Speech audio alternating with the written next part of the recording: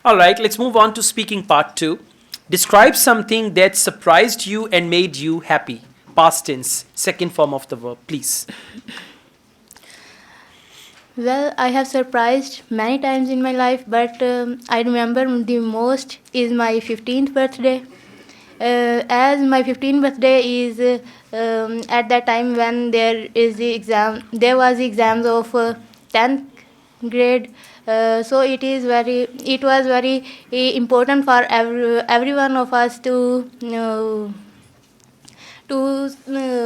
for good studies, and we needed to have a good time to had a good time for preparation.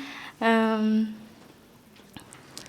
I was very jealous of from those of my friends who had their birthdays either from the even before the exams or after the exams. But my best friend Mashal arranged a party for me, and I had no idea about it.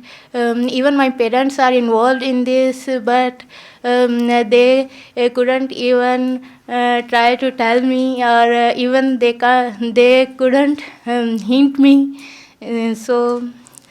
My best friend Michelle called me at her home for group studies, as I was good in maths. So it was quite often that. All right, thank you so much. Try to speak fluently. And another thing is grammar. You said I have surprised. It should have been I have received surprises. Or you could say I was surprised. I was surprised means somebody gave me a surprise. I have surprised is not correct, okay? Then fluency is the main issue at the moment. And you said my parents are involved. Your Were topic is involved. in the past tense. My parents were involved in that surprise party and all that. And then you said good in. It should have been good at. So, above all, fluency, grammar, and connectivity of ideas. This is important for you.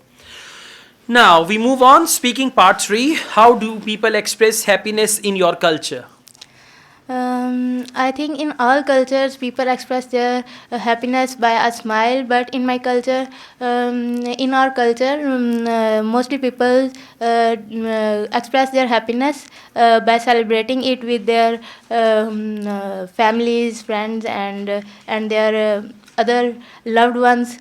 So I think it was the. All right, you're mixing tenses again. I think it was. The topic is how do people do is present, and your answer is in the past tense. So take care of tenses, fluency, connectivity, and you'll be fine.